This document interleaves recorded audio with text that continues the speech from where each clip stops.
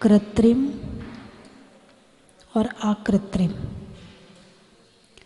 कृत्रिम यानी बनाया हुआ, और अकृत्रिम मतलब जो हमेशा से थे, हैं और रहेंगे, उसे अकृत्रिम कहते हैं, है ना। इसी तरह से आपने सुना होगा अकृत्रिम चैत्यालय, नाम सुना है ना। कहाँ पर है, कहाँ पर है? दर्शन किए आपने? अकृत्रिम चैत्यालयों के आपने दर्शन किए? आप ऐसे देख रहे हो मुझे जैसे आपको कुछ भी नहीं पता हो।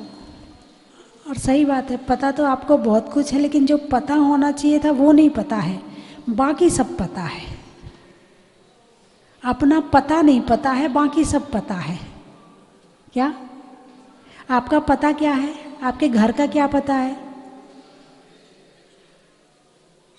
आप हंस रहे हैं, आपके घर का पता बताइए ना। सब देख रहे हैं मुझे। माता जी, इतना भी नहीं पता आपको कि हमें अपने घर का पता नहीं होगा क्या?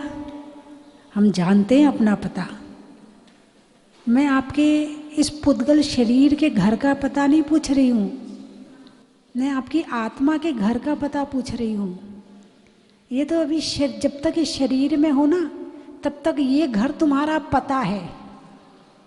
तुम्हारे को यदि चिट्ठी डालनी है तो उस घर के पते पर लिख देंगे तो पहुंच जाएगी। लेकिन जब आप उस घर में नहीं रहोगे, किसी और शरीर में चले जाओगे, यदि तब आपको मैसेज भेजना हो तो कैसे भेजेंगे?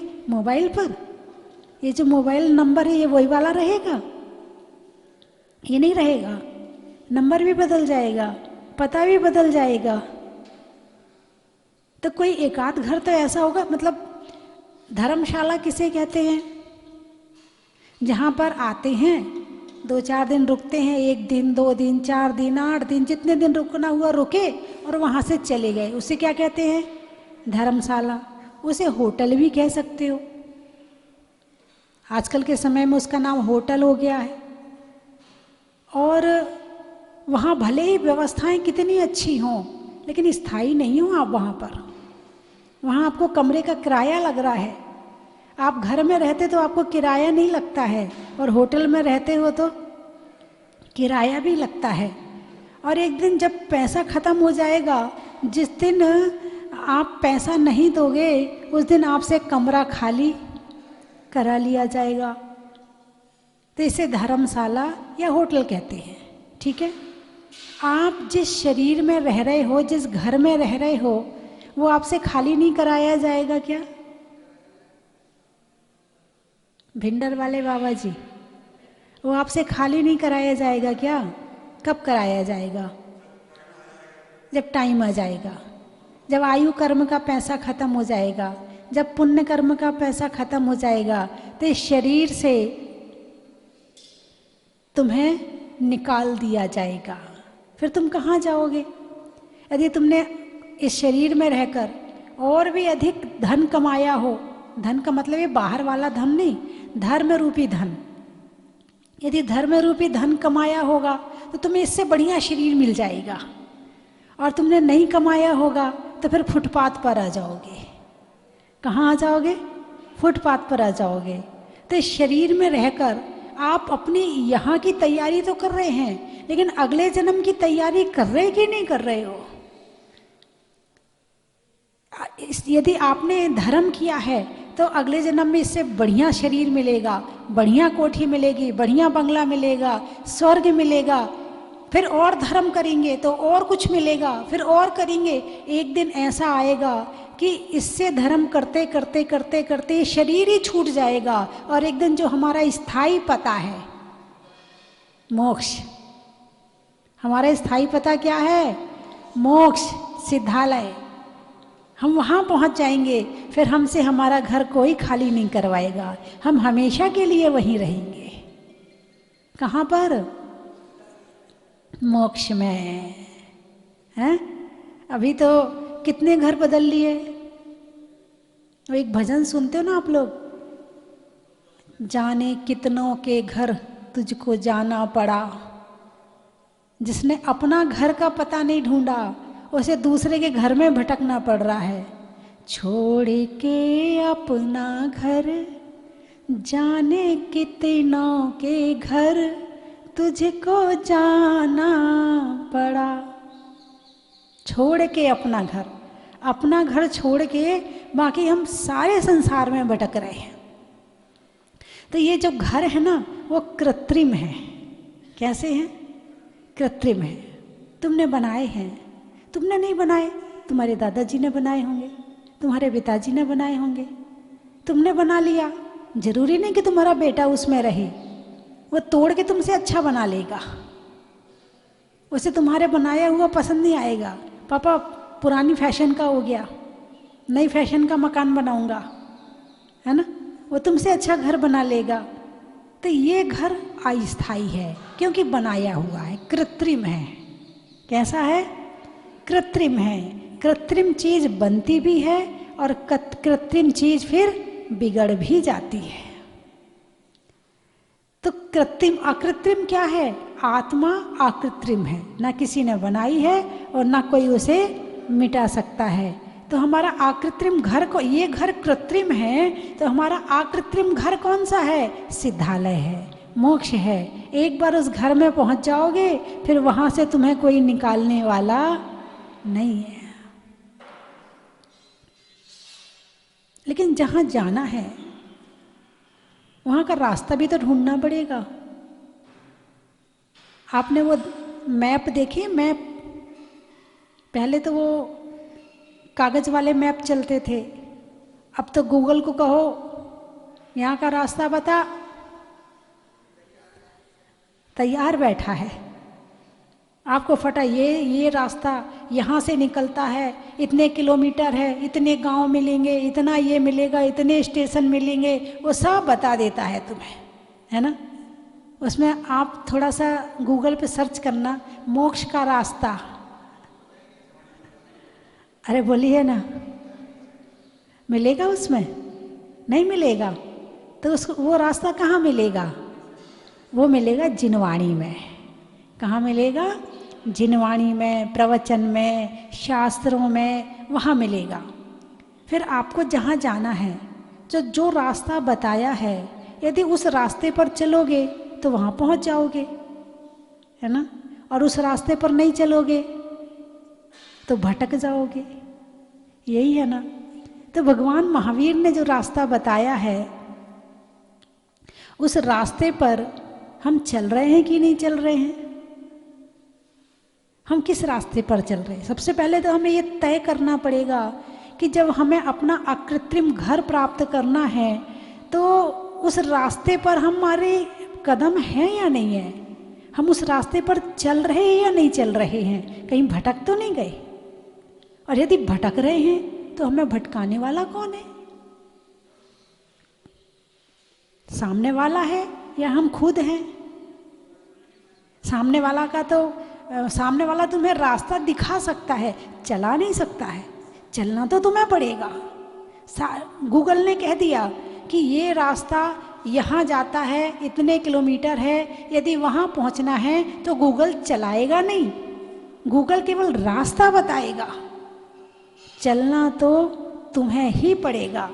ठीक ऐसे ही शास्त्र हमें रास्ता बताएंगे, प्रवचन हमें रास्ता बताएंगे, भगवान महावीर हमें रास्ता बताएंगे। और यदि हम उस रास्ते पर चलते हैं तो मंजिल पर पहुंच जाएंगे, और यदि हम उस रास्ते पर नहीं चलते हैं तो क्या होगा? अरे बोलिए ना, भटक जाएंगे क्या? भटक ही रहे हैं। भटक जाएंगे क्या? अभी क्या रास्ते पर हो जो हम ये कहें कि हम भटक जाएंगे? भटकेंगे वो जो रास्ते पर होंगे। हम तो भटके हुए ही हैं और जानबूझकर भटके हुए हैं, जानबूझकर गलती करने वालों में से हैं, जानबूझकर हम दुख अपने आप बुलाते हैं, जानबूझकर कर्म अपने आप बुलाते हैं। कोई कहता नहीं हमसे निवेदन करके, कर्म नहीं कहते कि हमें आप बुलाना, है ना? कर्म ने कहा है क्या कि आप हमें बुलाना, आमंत्रित करना, हम जरूर आएंगे? नहीं, आप वैसा काम करो वैसा कर्म आ जाएगा। लोग कहते कर्म भटका रहे हैं, लेकिन सच पूछो तो हम खुद ही खुद को भटका रहे हैं। कहते ना, अपने हाथ से पाँव में कुल्हाड़ी पटकना। हम अपनी गलती करके स्वयं अपने हाथ से अपने पाँव में कुल्हाड़ी पटक रहे हैं। भगवान महावीर ने श्रावक धर्म का रास्ता भी बता दिया, भगवान महावीर ने मुनि धर्म का रास्ता भी बता दिया। अब हम उस रास्ते पर चल रहे हैं या नहीं चल रहे हैं? यदि चल रहे हैं तो चलते हुए भी सुख मिलेगा, और जब मंजिल पर पहुंचेंगे तो अनंत सुख मिलेगा। और यदि भटके हुए हैं तो यहाँ भी दुख मिलेगा, और जहाँ रहेंगे वहाँ भी दुख मिलेगा। मेरी बात आपकी समझ में आ गई? अरे बोलिए ना, आ गई समझ में? बंद करूं? अच्छा, टाइम से बोलना है, आपके हिसाब से नहीं बोलना है। अभी टाइम नहीं हुआ है। आपको समझ में आ गई है तो मतलब जितने लोग बैठे उतने लोग तो दीक्षा ले ही लेंगे। भाई रास्ता तो यही है ना, रास्ते पर चलना है तो तभी तो मंजिल मिलेगी ना। तो रास्ता, दो रास्ते हैं। एक रास्ता ऐसा है जिसमें पहले दुख मिलता है बाद में सुख मिलता है, और एक रास्ता ऐसा है जिसमें सुख तुरंत मिलता है और बाद में दुख मिलता है। कौन सा वाला रास्ता सरल है? अरे बोलिए ना। वर्तमान में दुख है लेकिन भविष्य में सुख है। एक में वर्तमान में सुख है लेकिन भविष्य में दुख है। कौन सा वाला रास्ता सही है? पहले वाला, कि वर्तमान में तो दुख है लेकिन भविष्य में सुख है। वर्तमान में प्यास लगी, पानी पी लिया, भूख लगी, भोजन कर लिया, कोई मर्यादा नहीं, कोई ज्ञान नहीं। ज्ञान है लेकिन संयम नहीं। ज्ञान है कि आलू नहीं खाना चाहिए, फिर भी खा रहे हैं। ज्ञान है कि रात्रि में नहीं खाना चाहिए, फिर भी खा रहे हैं। ज्ञान है कि बाजार की चीज़ नहीं खाना चाहिए, फिर भी खा रहे हैं। वर्तमान में थोड़ा सा सुख, थोड़ा सा है। थोड़ा सा मुंह में आपने बाजार का नमकीन खाया, सुख मिला। पिज़्ज़ा खाया, सुख मिला। बर्गर खाया, सुख मिला। लेकिन उससे जो कर्मों का बंध हुआ है वो भविष्य में अनंत दुख देने वाला है। अभी सुख है लेकिन भविष्य में दुख है। लेकिन आपने जब संयम का मार्ग अपनाया तो संयम के मार्ग में वर्तमान में पहले दुख है, उपवास करो, दुख है। कैसा दुख है? शारीरिक दुख है, लेकिन मानसिक सुख है। वर्तमान में थोड़ा सा दुख है लेकिन भविष्य में सुख है। संयम के द्वारा आपने आते हुए कर्मों को रोक लिया और रोककर बंध से बच गए। अब जो बंध पुण्य का हुआ है, संयम के माध्यम से वो सुख देने वाला है, और सम्यक दर्शन के साथ संयम है तो मोक्ष देने वाला है। असंयम, खाने में असंयम, सोचने में असंयम, सुनने में असंयम, बोलने में असंयम, शरीर का असंयम। असंयम अभी अच्छा लग रहा है, जो मन में आए सो कर रहे हैं, जो मन में आए तो सूंघ रहे हैं, डीओ लगा लगा के सूंघ रहे हैं, जो मन में आए तो सुन रहे हैं। चाहे हमारे घर में बंद करा दे मगर सुने जा रहे हैं, अच्छा वही लगता है। सीरियल देखना अच्छा लगता है, प्रवचन सुनना अच्छा नहीं लगता है। उसमें भोगों की चीज़ें हैं और भोग रुचिकर लगते हैं, लेकिन ये भोग वर्तमान में थोड़े से सुख दे रहे हैं, बाद में दुख देंगे। भोग रोग उपजावे। वैराग्य भावना में आपने पढ़ा होगा कि भोग रोग उपजावे। तृष्णा नागिन ज्यों ज्यों डंके, लहर जहर की आवे। संयम में संतुष्टि आती है। संयम में ब्रेक। हम अपना एक, जैसे कि एक बाग लगाया और बाग लगाने के बाद में बाड़ लगा दी चारों तरफ, तो अब जो पशु पक्षी उस बाग को खराब करने वाले थे अब उसे खराब नहीं कर सकते क्योंकि बाड़ लग गई है। ऐसे ही आत्मा में संयम की बाड़ लगा दी जाए तो जो क्रोध, मान, माया, हिंसा, झूठ, चोरी, कुशील, परिग्रह, इन सबके जो पशु पक्षी हैं ये हमारे आत्मा रूपी बाग को बिगाड़ेंगे नहीं। इसलिए जीवन में संयम बहुत जरूरी है। संयम दूसरों को दिखाने के लिए नहीं किया जाता है, संयम आत्मा की रक्षा के लिए किया जाता है, संसार के पापों से, कषायों से रक्षा के लिए किया जाता है। और जितना बचोगे उतना सुखी रहोगे, वर्तमान में भी मानसिक सुख मिलेगा और भविष्य में आत्मिक सुख मिलेगा। और अभी तो तुमने असंयम में रह के सुख ले लिया।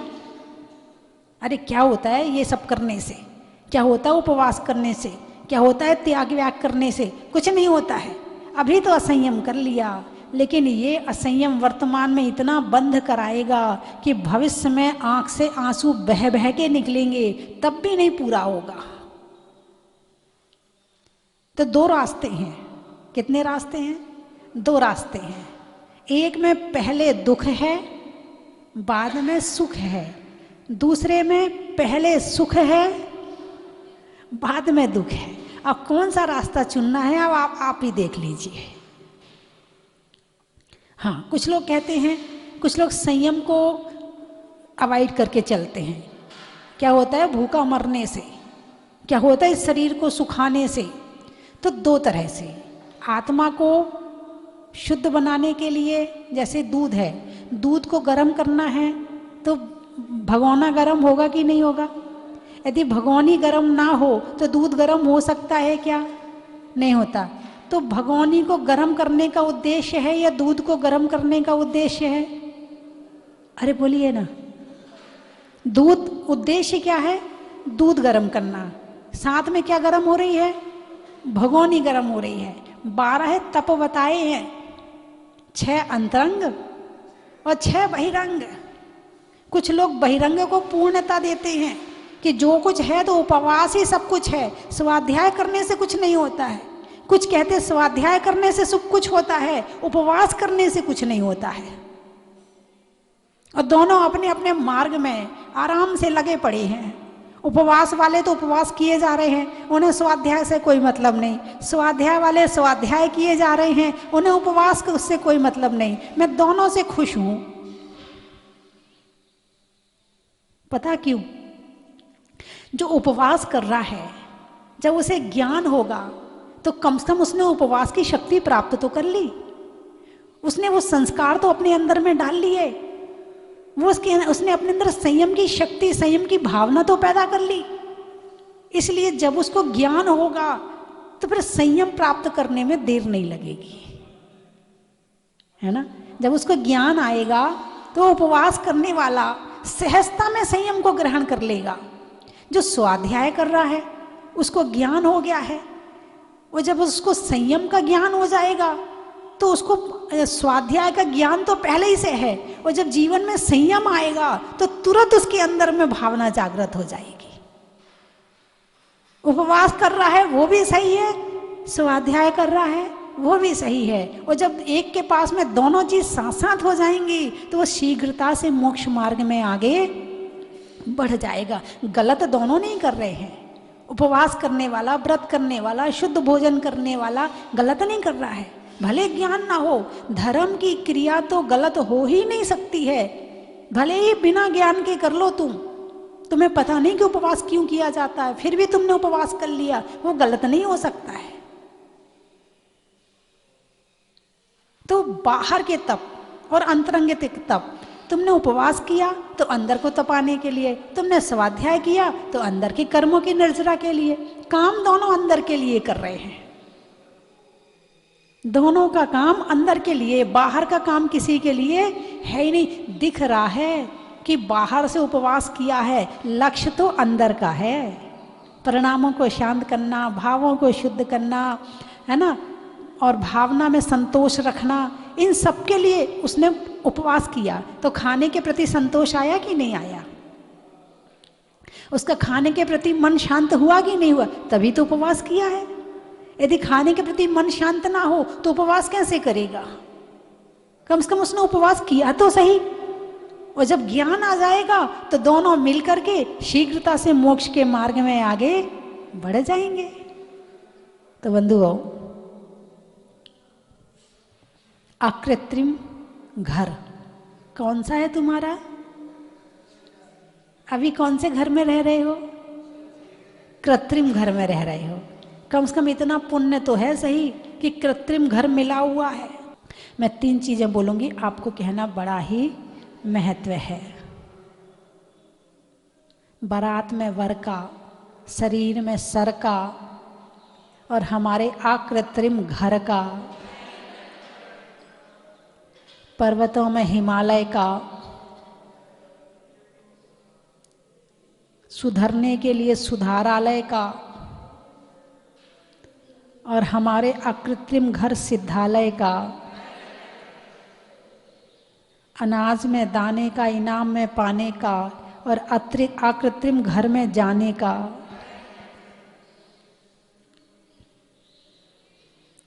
बहू में सास का, लेने में सांस का, और करने में उपवास का। किताब में अध्याय का, पंच परमेष्ठि में उपाध्याय का, और करने में स्वाध्याय का। कहाँ कहाँ से आए हैं? फलों में सेव का, देवों में पारस देव का, और आने वालों में ऋषभ देव का। केकड़ी, अच्छा। भोजन में बड़ी का, बूढ़ों में छड़ी का, और आने वालों में केकड़ी का। और कहाँ से आए हैं? बस 2 ही जगह वाले आज। भिंडर से। होने में निडर का, महलों के खंडहर का, और आने वालों में भिंडर का। बोलिए 24वें भगवान की। आज का युग विज्ञान का युग है, संचार का युग है।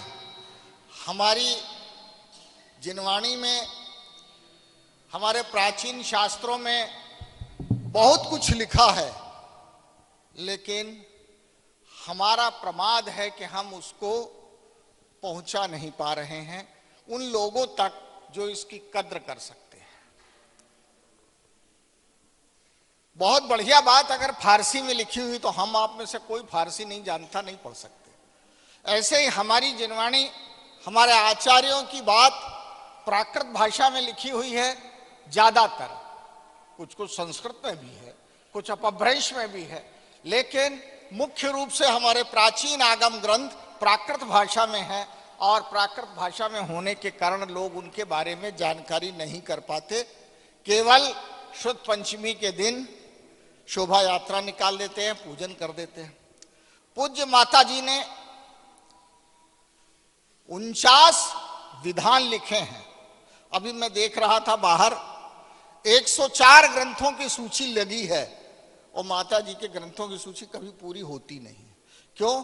कि जब तक हम श्रावक लोग उस लिस्ट को बनाने का उपक्रम करते हैं, उसको फ्लैक्स पर उतारते हैं, तब तक एक आध नई कृति तैयार हो जाती है। क्योंकि वो लाइन में रहती है, पाइप लाइन में रहती है, और वो पूरी होकर छप के आ जाती है और सूची अधूरी हो जाती है। ऐसे ही जो हमारे आचार्यों ने हमारे प्राचीन ग्रंथ लिखे, चाहे वो षटखंडागम आचार्य धरसेन का हो, पुष्पदंत और भूतबली का हो, या गुणधर का कषाय प्राभृत हो, या आचार्य कुंद कुंद के समय सार, प्रवचन सार, पंचाष्टिकाय, रैण सार, अष्टपहुड़ आदि ग्रंथ हो। इनमें बहुत सारा ज्ञान है, लेकिन पढ़ने वाले लोगों की दृष्टि केवल एक होती है। पूज्य माता जी ने गणित की बात करी, और जयपुर के एरिया में बैठा हूं। पदमपुरा कोई जयपुर से अलग नहीं है, पेरीफेरी है उसकी। पंडित टोडरमल जी ने, पंडित टोडरमल की जयपुर में बहुत चर्चा होती है। उन्होंने ये कहा, लेकिन चर्चा काय की होती है? मोक्ष मार्ग प्रकाशक की चर्चा काय की होती है? समय सार के। लेकिन टोडरमल जी ने लब्धि सार, छपड़ा सार की टीका की प्रस्तावना में लिखा, अंदर तो बहुत बड़ी बात है, प्रस्तावना में लिख दिया, बहुर जे जीव संस्कृत आदि के ज्ञान के अभाव ते मूल ग्रंथ या टीका विषय प्रवेश ना पावे है, तिन भव्य जीवन काजे इन ग्रंथन की रचना करी है। ये उन्होंने अपनी ढूंढारी भाषा की टीका के शुरुआत में लिखी, अर्थ संदृष्टि अधिकारों के पहले लिखा। तो भाइयों, मैं सिर्फ ये कहना चाहता हूं कि मैं गणित का आदमी हूं, गणित की बात करूंगा, लेकिन वो गणित नहीं जो हम जिंदगी भर लगाते रहते हैं, पैसे वाला कोई गणित नहीं, वो गणित जो आगमों को समझने के लिए जरूरी है। टोडरमल जी ने ये कहा कि भैया संस्कृत आदि के ज्ञान के सहित हैं, संस्कृत आदि जानते हैं लेकिन गणित नहीं जानते तो आगमों में प्रवेश नहीं कर सकते, यानी उसको समझ नहीं सकते। प्रवेश करने का मतलब घुसना नहीं है, उसकी विषय वस्तु के अंदर प्रविष्ट होना है। और एक आचार्य महावीर हुए, उन्होंने कहा बहुभिर्वे प्रलापैकिम त्रैलोक के सचराचरे यत किंचित वस्तु तेन तम गणितेन बिना नहीं। यानी बहुत अधिक प्रलाप करने से क्या फायदा, तीनों लोक में जो चराचर वस्तुएं हैं वे गणित के बिना नहीं है, यानी उनको गणित के बिना नहीं जाना जा सकता। इसलिए जो हम आगम को पढ़ना चाहते हैं, सिद्धांत ग्रंथ पढ़ना चाहते हैं, कर्णान योग पढ़ना चाहते हैं या द्रव्यान योग पढ़ना चाहते हैं, तो गणित का ज्ञान जरूरी है। और इस भावना से हमारे आचार्यों ने जब लिखा तो ऐसे ऐसे आविष्कार कर गए। केवल एक की बात बता दूं, सब लोग जीरो तो जानते हैं ना, शून्य, एक के आगे जीरो लगा दो तो 10, 2 लगा दो तो 100, 3 लगा दो तो 1000, मामला बढ़ते ही चला जाता है। लेकिन वो जीरो दिया किसने? कोई बता दे मेरे को कि शून्य का आविष्कार किसने किया? कोई कहेगा नहीं, अरब देशों में हुआ था। अलिफ सिफर नहीं, जो थोड़ा ज्यादा पढ़े वो कहते हैं नहीं, हिंदुस्तान में हुआ था। और एल बाशम ने कहा कि भारत का वो सपूत जिसने शून्य का आविष्कार किया, उसको उससे बहुत ज्यादा सम्मान मिलना चाहिए जितना उसको आज मिल रहा है। लेकिन वो कौन, ये किसी को नहीं मालूम। हकीकत ये है कि दूसरों की बात होती तो दुनिया में छा जाती, जैनियों की बात है तो मंदिर में भी नहीं हो रही।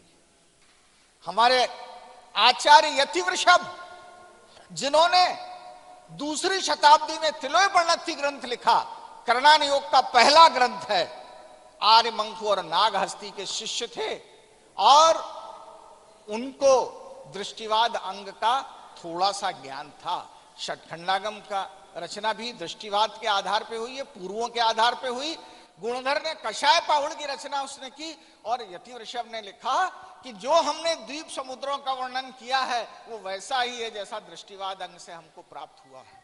तो ऐसा स्पष्ट लिखने वाले आचार्य यतिवृषभ ने तिलोपण्णति के 9 के 9 अधिकारों में जीरो का प्रयोग किया है। और वो जीरो कैसा? वही हालो सर्किल वाला जीरो है। यानी वो शून्य भी जानते थे, शून्य का चिन्ह भी जानते थे और उसका प्रयोग भी जानते थे कि जीरो 1 के पहले लगा दोगे तो 1 रहेगा और 1 के बाद लगा दोगे तो 10 रहेगा। तमाम द्वीपों के, समुद्रों के, क्षेत्रों की आकार प्रकार को बताने में काय से बताएंगे? ये तो बच्चे बता देते हैं। उन्होंने बताया 1 लाख योजन है, 2 लाख योजन है, 5 लाख योजन है, इतनी परिधि है, इसलिए जीरो का प्रयोग हुआ। तो आज कुछ माता जी के दर्शन का हमें सौभाग्य प्राप्त हुआ। जीवन की सार्थकता संतों और गुरुओं के दर्शन में होती है। क्यों? कि कुछ काम करने की प्रेरणा और ऊर्जा, शक्ति संतों के माध्यम से प्राप्त होती है। तो आज एक योग बन गया तो हमने जीरो की चर्चा कर दी। कम से कम 3 दर्जन गणितीय सूत्रों का आविष्कार जैनियों ने किया है। उसके लिए 36 ही दिन चाहिए। रोज एक एक की बात करो तो ही पूरी होगी, और एक साथ कर देंगे तो बदहजमी हो जाएगी। इसलिए हम केवल एक बात करते हुए आप सबसे एक निवेदन कर रहे हैं कि बहुत कुछ ज्ञान आपने प्राप्त किया है, एक एक चीजों के बारे में थोड़ा थोड़ा जानते रहें और गौरव की अनुभूति करते रहें। हम हैं, हमारे पुरखे हैं, हमारे आचार्य हैं जिन्होंने भारत को, मानवता को ऐसी चीज दी जिसकी कोई मिसाल नहीं है। वो बेमिसाल है।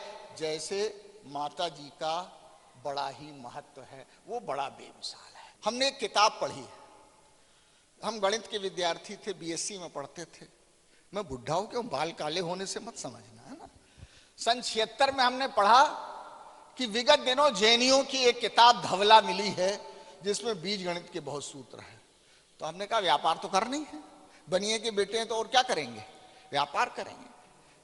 लेकिन हमने जब एमएससी कर ली, एमफिल करने लगे, तो हमने सोचा कि कुछ ऐसा लिख दिया जाए जो धर्म और समाज के काम आए, और इसलिए हमने भगवान पद्म प्रभु के आज दर्शन हुए, ये हमारे जीवन का एक सौभाग्य है।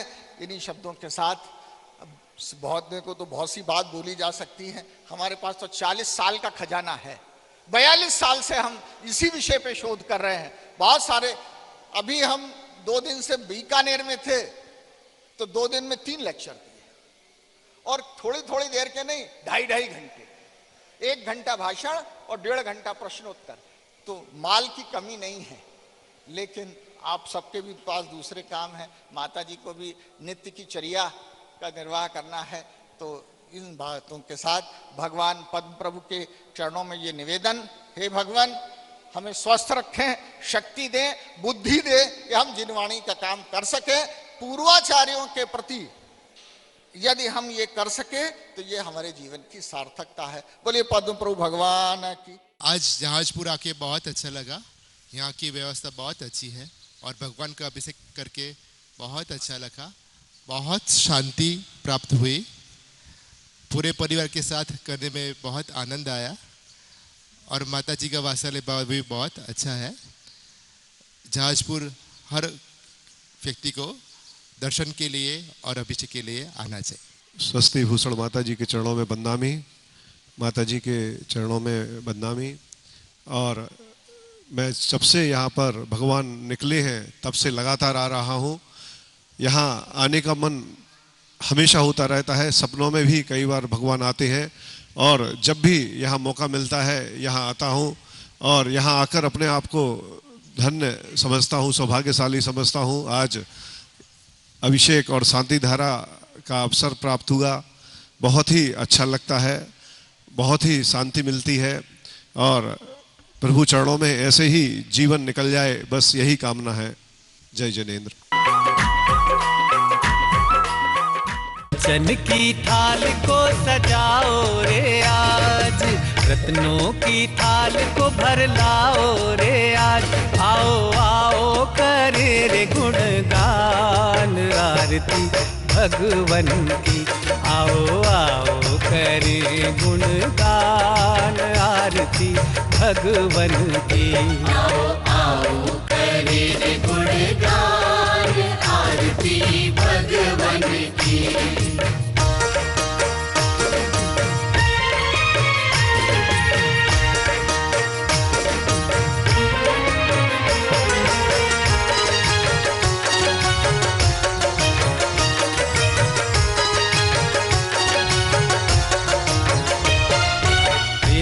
सुमित्र के राज दुलारे, माँ पद्मा जी के नैनों के तारे। पिता सुमित्र के राज दुलारे, माँ पद्मा जी के नैनों के तारे। राजगृही में जन्म लियो आप, राजगृही में जन्म लियो आप। आओ आओ मनाए खुशी आज आरती भगवन की। आओ आओ करे गुणगान आरती भगवन की। आओ आओ करे गुणगान आरती भगवन की।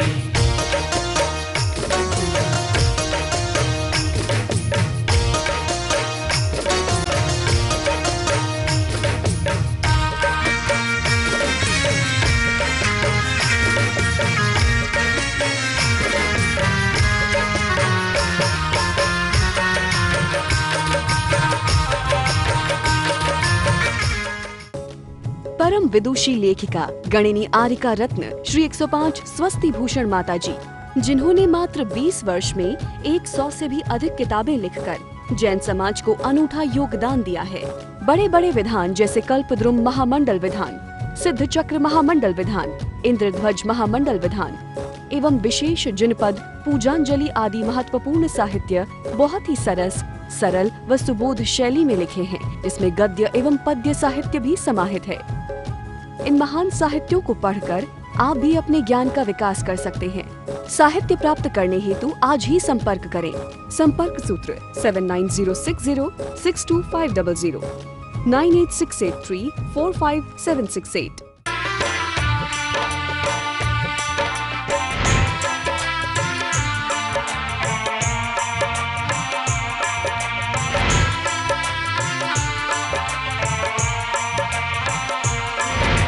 चलो रे चलो रे चलो चलो रे चलो रे चलो चलो जहाजपुर।